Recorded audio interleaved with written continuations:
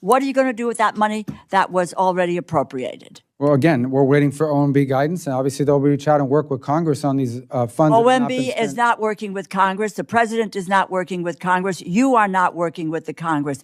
We need to understand, if we are going to appropriate dollars, what it is that has happened. What is it that you propose to do with the billions of dollars that you have expropriated? Yeah, again, that's a function, as you know, that's OMB has those decisions to make, and they'll have to work with you on it. Then I guess you don't have much control over your agency, Mr. Well, including, as I've already... You have... my time is short, Mr. Secretary. Well, so is mine, and that's why I want to tell you that my we're also time going is to bring short in people here. from USAID. My time is short. I reclaim my time. Rosa DeLauro came in swinging at Marco Rubio like she already had the knockout ready. But the second Rubio started pushing back, the whole thing started falling apart. Numbers didn't match. Accusations got shaky, and suddenly the interruptions got louder than the answers. This wasn't oversight. This was political theater gone wrong. And yeah, you're going to want to see this. Subscribe if you're tired of scripted outrage pretending to be a so much. I just might quickly say that a while ago we had a briefing by USAID senior officials, Jim Cunder, Chris Milligan, and just a quote, what has been done was an 84% cut to USAID. It scatters the remnants of USAID across a dozen state bureaus and almost guarantees that our competitors will dominate in local competition. The fact is, people have been fired, and agencies and programs have been terminated. Secretary Rubio, human lives have been lost. Extensive damage is done to the U.S. international standing under your watch. This would not have happened if the administration had followed the law and congressional intent. Congress appropriated foreign aid funding with a clear set of directives, yet with no notice to Congress. The administration has broken the law, completely dismantled U.S.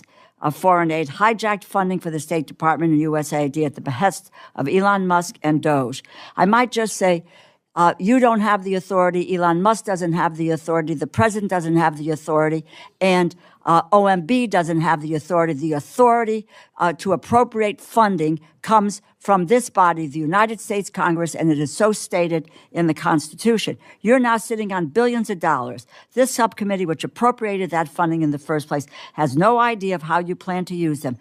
Secretary, how do you plan to spend your agency's remaining fiscal year 2025 money, if not as directed by the Congress? Well, I think the president through OMB is going to work with you and the Congress on how best to, reset the funding levels for the new year and how to move those funds. And we await OMB guidance in that regard. Well, I would just say for months we have been asking for a list of which programs were cut and why. And all we have received is this unintelligible spreadsheet, a sheet that does not seem to reflect reality. We need clear answers on how you need to plan to spend this year's funding, and asking for a commitment that you let us know, because you have terminated programs, you have fired staff. What are you going to do with that money that was already appropriated? Well, again, we're waiting for OMB guidance, and obviously they'll reach out and work with Congress on these funds. OMB is not working with Congress. The president is not working with Congress. You are not working with the Congress. We need to understand, if we are going to appropriate dollars, what it is that has happened. What is it that you propose to do with the billions of dollars that you have expropriated? Yeah, again, that's a function, as you know, that's OMB has those decisions to make, and they'll have to work with you on it. Then I guess you don't have much control over your agency, Mr. Secretary. Well, ultimately, we have a lot of control. Reporting, you have terminated more than 90% of USAID programs, 60% of programs at state. All are the firing of all our development experts in the next few weeks, and are preparing to fire hundreds more at the State Department. We need an accountability. And if we can't, I don't know, if we can't get it from the Secretary, then from whom are we going to get this accountability? It is your department. Well, with all due respect, some of your numbers are incorrect. We have not cut 60% of the funding at the State Department. If you're referring to the budget request, that's different. There has not been mass layoffs at the State Department. I think there's been less than 200 people that have been riffed from the State Department. From the State Department. I'm talking about, well, USAID. And that's a different one. Well, right. No, it's not a different issue. You now plan to take on, and the gentleman said you're going to scatter the remnants of That's false. USAID throughout the State Department? Who is going to make sure appropriated funds are spent properly? Well, they're not going to be scattered. They're actually going to be consolidated in a couple of funds that deliver, for example, International Humanitarian Assistance Fund. We'll also have an increase to the Emergency Refugee and Migration Assistance You Fund. mentioned previous secretaries who have moved in this direction, and I just want to say to you that they decided not to do it because it was ill-advised. 15% of the planned cuts, there's 15% planned cuts of state staff. Now, who is going to make sure that appropriated funds are spent properly if you have fired all the staff with experience overseeing the process?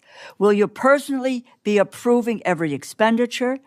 I know you have a lot of jobs already.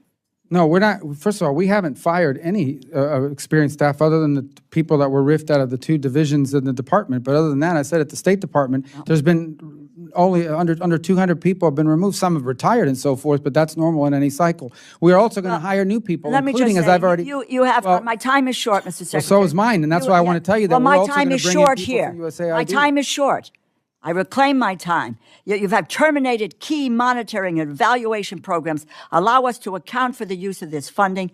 How does allowing the money to flow out the door while hamstringing your own ability to track that money make our government more efficient and prevent waste, fraud, and abuse? It's clear that from the administration and Musk that the process is ignorant of the purpose of foreign aid, utterly unprepared to manage their own dictates, taking a chainsaw to foreign aid with no concern for human lives or the broader consequences for our security, no plan for the future. Man, this hearing went off the rails fast. Representative Rosa DeLauro walked into that room absolutely loaded for battle. You could hear it in the tone immediately. Lives lost, laws broken, billions expropriated. Every line was designed to sound catastrophic before Marco Rubio could even fully respond. And look, if you only watched the first minute, you'd probably think the entire State Department had collapsed overnight. But then Rubio started answering, and that's where the whole performance started cracking, because once he calmly started correcting the numbers, suddenly things got awkward. DeLauro kept throwing out these massive claims. 84% cuts, 90% of programs terminated, entire departments wiped out. But Rubio pushed back and said those figures were inaccurate or being mixed together with future budget requests instead of current actions. Now, notice something important here. Every time Rubio tried to explain the process, she interrupted him every single time. Reclaiming my time. My time is short. Answer the question?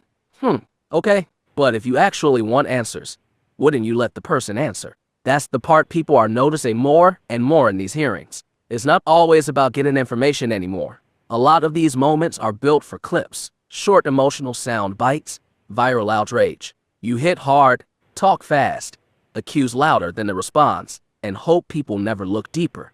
And Rubio, he didn't explode. He didn't panic. Honestly, I think that frustrated them even more because the entire energy of the hearing depended on making him look defensive or guilty. Instead, he stayed calm and kept redirecting back to the Office of Management and Budget, saying the funding decisions were part of a larger federal process. Whether you agree with every decision or not, he stayed composed while the room kept escalating emotionally around him. And you could feel the tension building. Then came the bigger issue underneath all of this, foreign aid itself. This is where the political divide really shows up. DeLauro's side basically argues that cutting or restructuring these programs weakens America globally, hurts humanitarian efforts, and damages international influence. Rubio's side is arguing the system became bloated, scattered, overly bureaucratic, and lacked accountability. That's the real fight here. Not should America help people. Most Americans support humanitarian aid in some form. The fight is over how the money gets used, who controls it, and whether taxpayers are getting transparency or just endless spending pipelines nobody can fully track anymore. And when Rubio talked about consolidating programs instead of scattering them across layers of bureaucracy, that clearly hit a nerve, because bureaucracy creates power. The more complicated the system gets, the harder it becomes for average Americans to follow where billions are actually going. And anytime somebody starts talking about streamlining, restructuring, or cutting layers, Washington reacts like somebody touched a live wire. That's exactly what you saw here. Now, look, I'm not saying every criticism DeLauro made was fake. Oversight matters. Congress absolutely has the right to ask where taxpayer money is going. But if you're going to accuse somebody of destroying entire systems and causing human suffering, you better come with airtight facts. And that's where this hearing started slipping, because once the emotional momentum faded, people started focusing on the interruptions, the shaky numbers, the constant talking over Rubio. And suddenly the gotcha moment didn't feel like a gotcha anymore. It felt forced. And honestly, that's why these hearings backfire so often now. Americans can tell when somebody is trying to perform instead of actually debate. They can feel it. And the calmer Rubio stayed, the more the contrast showed. So now the question becomes, did Rosa DeLauro expose a real problem? Or did she overplay the attack and accidentally make Rubio look more credible? Because judging by the reaction online, a lot of people think this ambush completely missed the target. Drop your thoughts below. Did Rubio handle this the right way by staying calm? Or should he have hit back harder? And if politicians are going to demand accountability, should they also be held accountable for exaggerating numbers during these hearings? And hey, if you want more breakdowns like this without the mainstream media spin, subscribe and stick.